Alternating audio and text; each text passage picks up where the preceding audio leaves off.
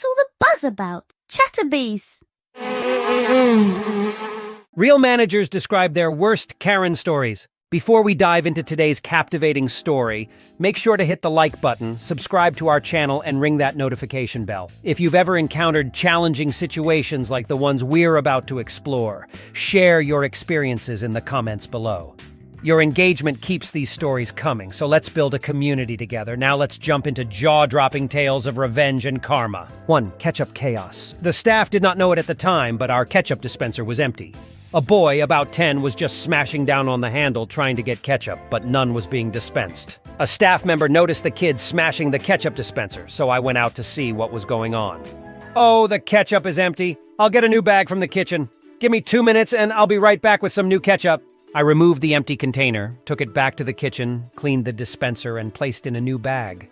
I took it out to the condiment stand and was met by Karen. Karen, why did you take the ketchup away from my son? Me. The ketchup was empty, so I replaced the bag. Karen, why did you take the ketchup away? Go get your manager. Me. Okay, 1 minute. I walked about 2 meters, turned around, and introduced myself as the manager.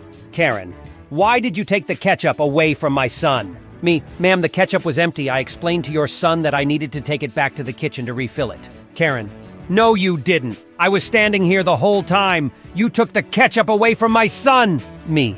Ma'am, you were not with your son. He was here alone trying to get ketchup, which was empty. Karen, don't call me a liar. Do you know who you're dealing with? Me. Nope. Ma'am, please get your belongings and leave this establishment. Cue the screaming and yelling. Karen, I will not leave this establishment. I am going to burn this place down. Other patrons were visibly upset with what they were witnessing.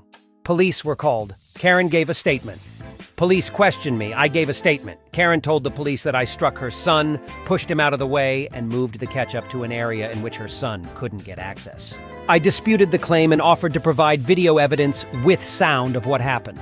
The police watched the video once, thanked me, and walked out to the eating area. Officer. Ma'am, does your son have someone who can look after him? Karen. His father is at work right now. Officer.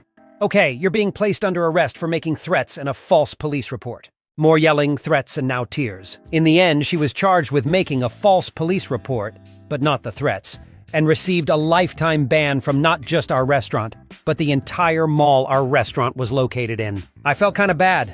Not for Karen, but for her son. He has to live with that. Wow, what a wild story. Karen really took things to the extreme over ketchup. It's insane how some people react. Can't believe she got a lifetime ban from the whole mall. Imagine going from an empty ketchup dispenser to threatening to burn down the place. The fact that there was video evidence really highlights the importance of staying calm and collected in challenging situations. This story is a prime example of how some people refuse to accept responsibility for their actions. Kudos to the manager for handling the situation with such professionalism. It's unfortunate for the son to witness his parent behaving like that, though. The part where the police walked in just added another level of drama. It's scary how some individuals can escalate situations by making false accusations. The lifetime ban seems justified, but it's sad for the kid caught in the middle of it all. Moral of the story: stay calm and rely on evidence. The manager's quick thinking to offer video evidence prevented a potentially damaging situation. It's a lesson for all of us to document incidents whenever possible, especially in a world where false accusations can have serious consequences. Maintaining composure in the face of irrational behavior is crucial. Having evidence to support your case can make a significant difference, and false accusations can lead to serious consequences. The story also sheds light on the impact such incidents can have on children who witness their parents' extreme behavior. 2. Find a real manager. I was the only person on shift, which made me the de facto manager. 5 minutes before closing, a woman came in angry that we didn't have any decaf. She demanded to speak to the manager. I told her that was me because I was the only one there, and the coffee pots had been cleaned for the night since it was 5 minutes until closing. I said to her, "No, I'm sorry, I can't make another pot just for you. There's another place around the corner." She screamed at me, telling me she was going to find a real manager and get my sorry ass fired, threw half a cup of cappuccino machine sludge at me, and began to jump over the counter. I was holding a hammer underneath the counter thinking, "Don't do it, don't do it." I picked up the phone like I was going to call the cops. She left and I locked the door. She came back and ran face first into the glass door, like a bird in flight collision. Galactic giraffe. That's insane. Who goes to such lengths over decaf coffee?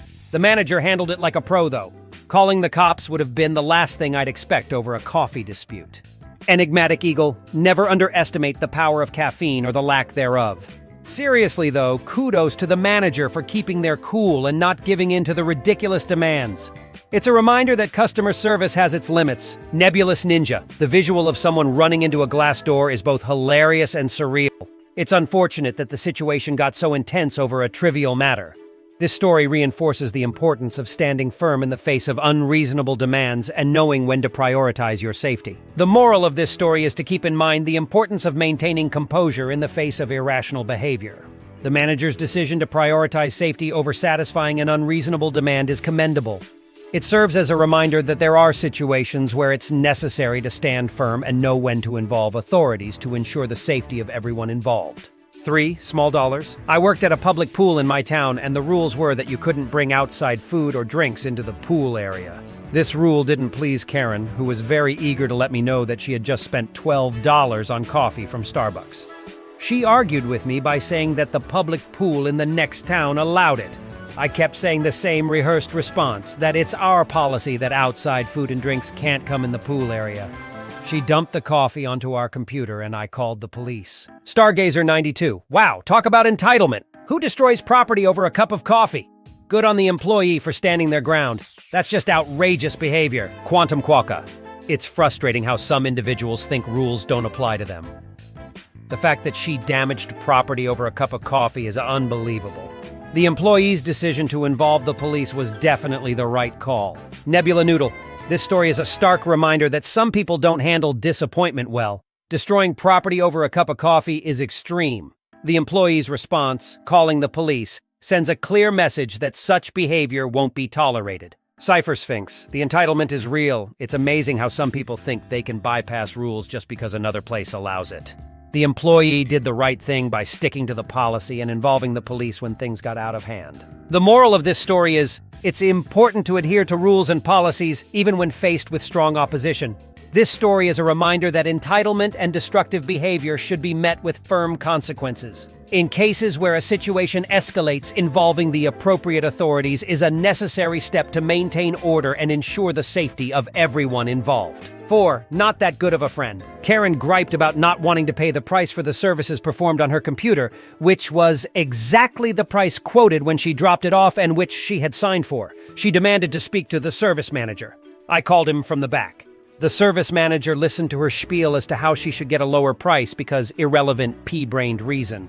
The service manager made eye contact with me over her shoulder. I did not react. He said no. Price quoted was the price that would be charged. She said that was unacceptable and she would be complaining to the owner, who was a good friend. I told her that I was evidently not that good a friend, since I was the owner and the person she was originally spoke to when she asked for the service manager. The look on her face was glorious and made the whole thing worthwhile. Tidal telescope, haha, the classic I know the owner move backfired spectacularly. Love it when people try to weasel their way out of paying what they owe. Kudos to the owner for standing firm. Pondering Penguin. It's always satisfying when someone tries to play the I know the owner card and gets caught in their own web of lies. The owner's response was a masterclass in handling such situations. Honesty is the best policy. Lunar Linguist. This story is a gem. The owner's revelation was the perfect twist. It's a reminder that trying to manipulate your way out of a situation rarely works, and honesty is the key. Plus, the look on Karen's face must have been priceless. The moral of the story? Honesty and integrity prevail. Trying to pull a fast one won't get you far, especially when the owner is the one you're dealing with. Remember, folks, what goes around comes around. Share your thoughts on this story in the comments below. And if you've ever encountered a similar situation, we'd love to hear how you handled it. Don't forget to like, subscribe, and hit the notification bell for more captivating tales. Until next time, stay kind, stay strong, and may karma be your ally.